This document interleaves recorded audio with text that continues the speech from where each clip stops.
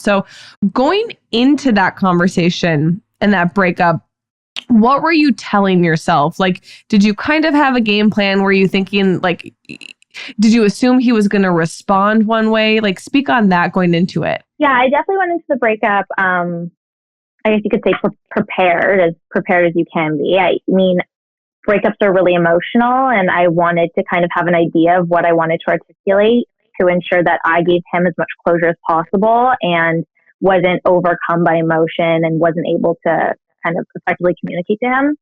I didn't know how he was going to react, if I'm being completely honest. I mean, I think you can really know someone, but going through a breakup just is a whole other thing. And we'd never been through something similar to that. So it was really a first. And his reaction was something I kind of just left open in the sense, you know, whatever comes, and we'll have whatever conversation he wants to have.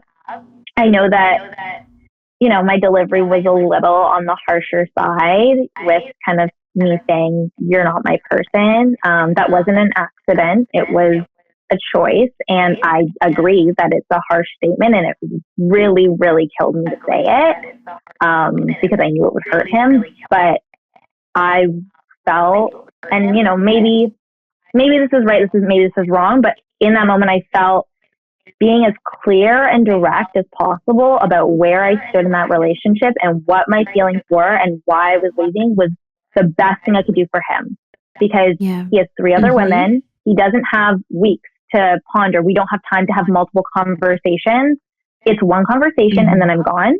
And then he goes on dates with other women. So I didn't want him to leave that conversation with any doubts, any what ifs, any questions. I wanted to be as straightforward as I possibly could. And it was hard. I mean, I was emotional.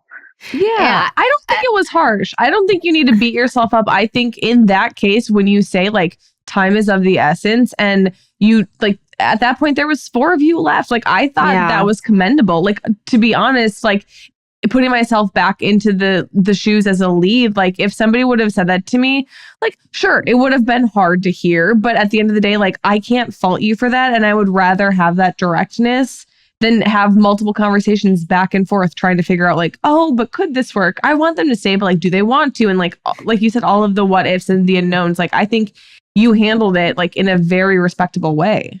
Absolutely. There was a point where like someone did say like, you know, I can't be here anymore because I just don't know if I can get engaged. And unfortunately, that breakup kind of went back and forth. He was like, I don't want to hurt you. Like, you're everything I want. But like, at the same time, it's like, I don't know if I can. And like, even the goodbye process was like, he was walking into the car and then came back and held my hand, then walking into the car and then came back and gave me a kiss, like walking to the car. Like, I understand it seems like very harsh for you to be like, you're not my person. But at the same time, it's so crucial, I think, in this like journey specifically, because you're making such intense decisions so quickly that it's like someone leaves you, you know, so I don't know, but just like no reassurance that, you know, they have confidence in their decision. It's really sad. Like, it's really sucky. It makes you second guess everything. It makes you like, okay, well, maybe should I talk to him this way? Should we have a little bit more time? You know what I mean? So I love the way that you did it. I think you spoke your truth. Matt needed to hear it, as harsh as it was. It wasn't really harsh though.